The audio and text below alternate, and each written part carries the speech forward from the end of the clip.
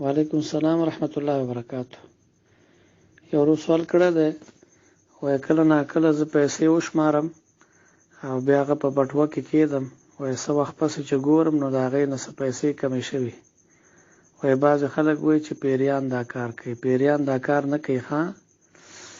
پیریان هغې دغه کار نه کوي، هغې د چا مال سره کار نه لري. البته دا چې یا خو دا ده چې ته په شمار کې غلطېږي، او یا به دا چې کېدی شي کور کې څوک درنه دغه پیسې غلا کوي.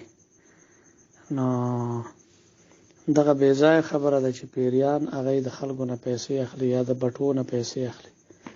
هغې د بټوو نه دا پیسې تا نه اخلي 50,000 روپۍ، ولې دا ټولې درنه نه وړي.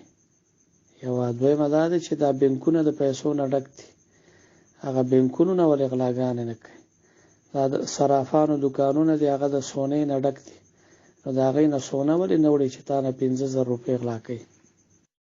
سوال کړی دی چې یو کس بل کس ته چیلۍ ورکړي، ورته وایي چې دا ساته، او د دې چې مثلا بچي پیدا شو هغه به خرڅو، نیمې پیسې ستا نیمې زما. دا څنګه دی؟ دا ناروا دی. دا عقد مجهول دی. دا پته نه لګېږي چې دی په دې چیلي باندې څومره خرچه کوي. دویمه دا ده چې دی د دې چیلي خدمت کوي، نو د ده څومره مزدوري جوړېږي. نو هلته د بچي پیدا کېدل وخت هم معلوم نه وي، تعداد هم معلوم نه وي، نو دې د عقد مجهول وایي. دا ناروا ده. وعلیکم السلام ورحمت الله وبرکاته. یو ورو سوال کړی دی چې یو کس دی د هغه مدني صحیح نه ده. صحیح څه مطلب حرامه ده؟ که حرامه پیسې یا د سود پیسې وي یا د رشوت پیسې وي یا په بله حرامه طریقه باندې پیدا کړي، نو دی که په هغې باندې ښه کارونه هم کوي، ده ته په هغې باندې یو ذره ثواب هم نه میلاویږي. ځکه حرامې پیسې دا واجب الرد دی، دا به اصلي مالک ته واپس کېږي. په هغې کې زکات هم نه لازمیږي په حرامو پیسو کې، او د حرامو پیسو نه صدقه ورکول هم جایز نه دي.